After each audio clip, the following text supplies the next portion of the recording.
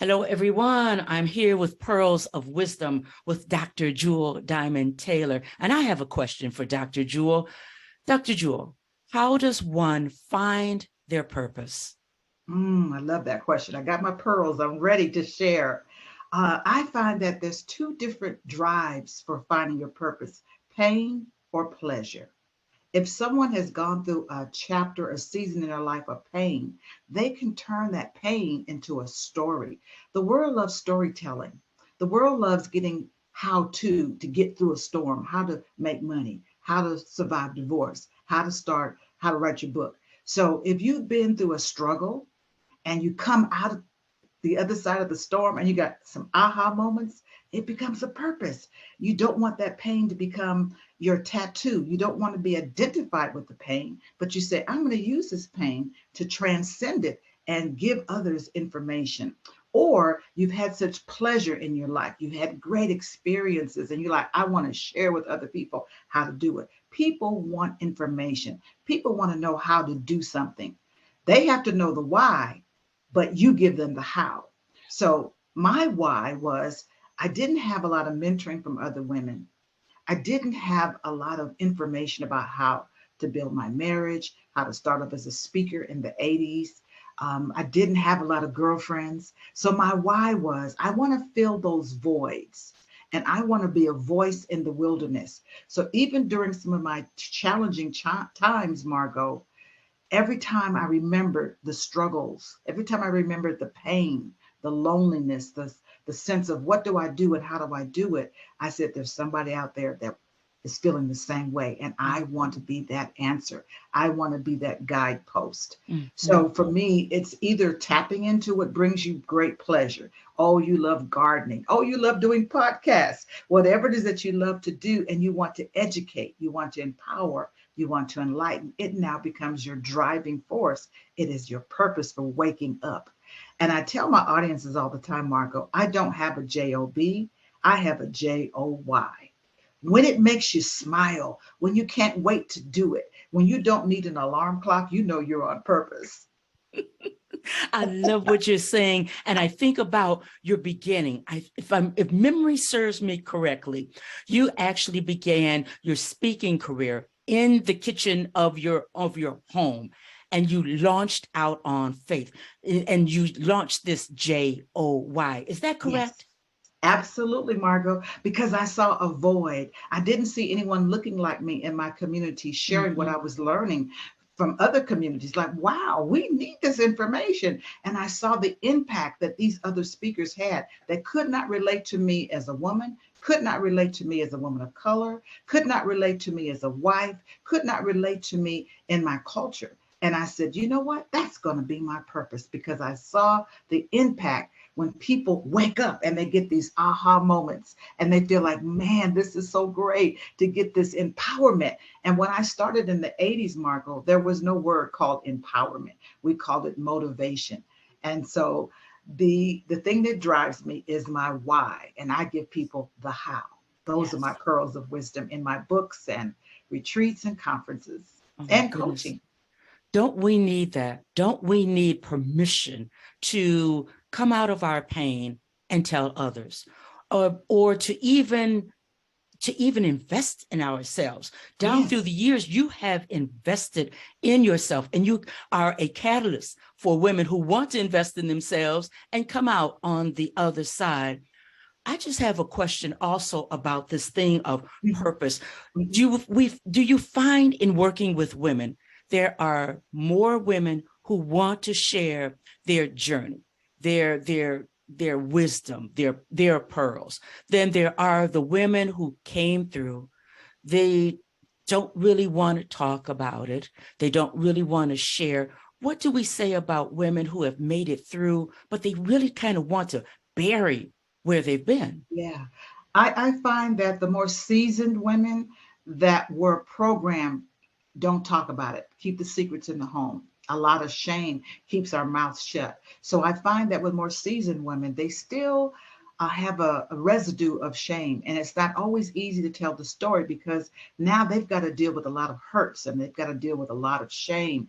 And so I find that the younger women, because of social media, because of the times we're living in, everybody's telling their stories. Now, whether the story is making them money or the story is writing a book or the story is ministering to other people, I find that young people are more bold and more open and more ready to tell their stories. It's all about breaking generational patterns and generational cycles.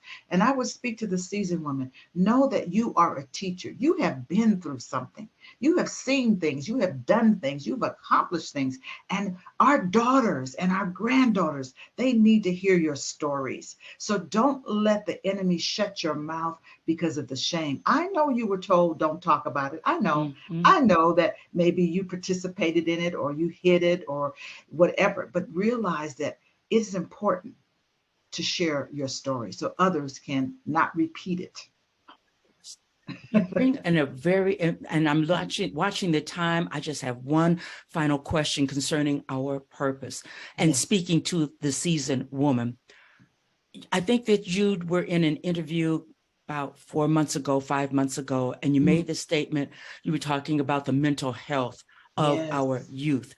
Do you believe that if we speak our truths, us seasoned women, and we wash away the shame and we just say, I'm out to save this generation, and we tell our truth, that maybe we can reel in some of the women who are sinking in despair and shame themselves?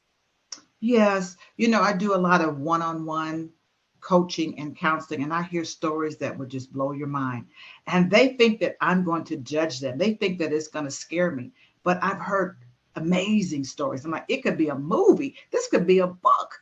So I want to be that catalyst, as you said, Margot, to give women a safe place to tell their story, even if it just helps them, even if it just helps them heal their heart to know that, you know what, it didn't start with you. It's not your fault.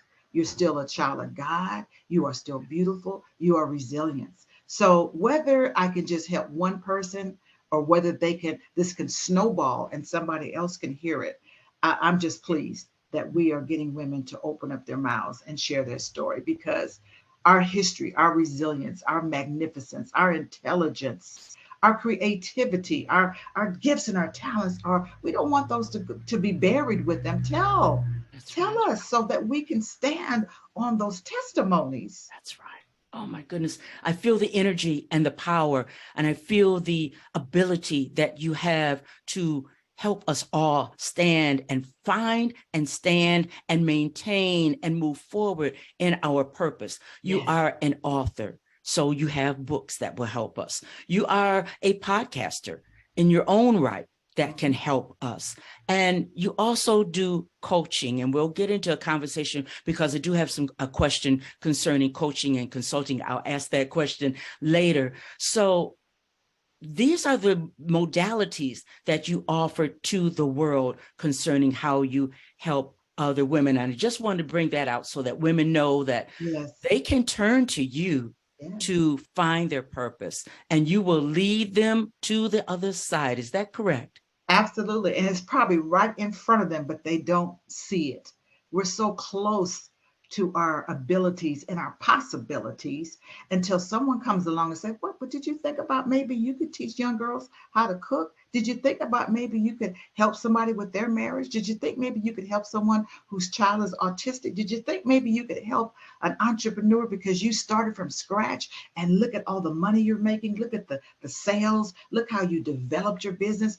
We learn, as a people of color, we learn face to face. We learn through stories. That's what the Bible is. It's full of stories. And Yes. so as we share our stories, I've had so many feedbacks and emails and phone calls and text messages and cards from women that tell me that they had breakthroughs. And I don't even remember what I told them. But the point is I told them. Mhm. That's the point, is that I showed up. And when you're on purpose, you will impact countless people that you will never know. What a blessing to be of service. So to me, knowing your purpose is about being of service to the Most High. It is about being service to humanity. We're all trying to figure this thing out. Didn't Prince say, Dearly beloved, we are gathered here today to figure out this thing called life. And so I think that once my audience begins to tap into their purpose, it brings you alive.